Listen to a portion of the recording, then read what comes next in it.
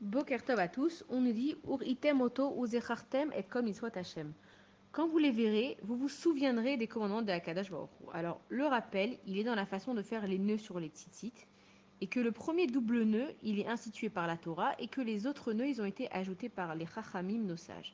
Maintenant, les nœuds, ils vont représenter les restrictions et les obligations de la Torah, et le reste, ça va représenter la liberté dans nos vies. Alors ça veut dire quoi être libre dans la Torah?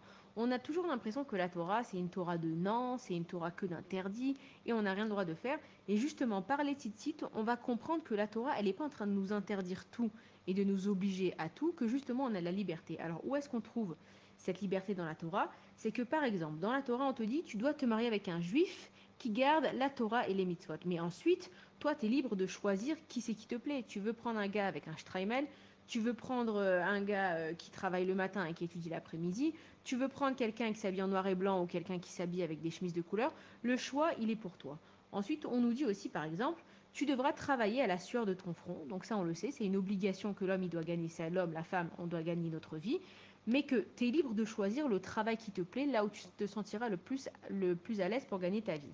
On nous dit aussi, par exemple, tu dois manger selon les lois de la cacheroute, donc tu n'as pas le droit de mélanger le lait et la viande, t'as pas le droit de manger des fruits de mer, etc. Mais qu'ensuite, tu es libre de choisir qu'est-ce qui te plaît et qu'est-ce que tu as envie de manger. Que ce soit de la viande, que ce soit du poulet, que ce soit de la purée, que ce soit du fromage, etc.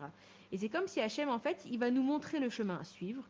Et Hachem, il nous dit, regarde, dans ce chemin, il va y avoir des embûches, il va y avoir des restrictions, il va y avoir des montées et des descentes.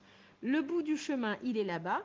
Et toi, tu es libre de choisir la meilleure technique pour arriver jusqu'au bout, le meilleur moyen de locomotion. Est-ce que tu as envie de mettre des baskets? Est-ce que tu as envie de mettre des chaussures? Est-ce que tu as envie de prendre un grand sac à dos, un petit sac à dos, etc.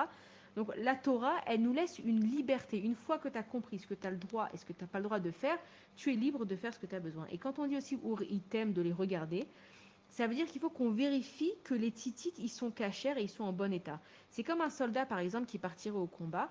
Avant de partir, il va vérifier que tout son équipement, il fonctionne parce qu'il a envie d'être protégé au maximum. Et nous, pareil avec les titites. Une fois qu'on sait que les titites, c'est une protection spirituelle et matérielle, il faut qu'on veille à ce qu'ils soient toujours cachers pour être protégés au maximum. Bonne journée à tous.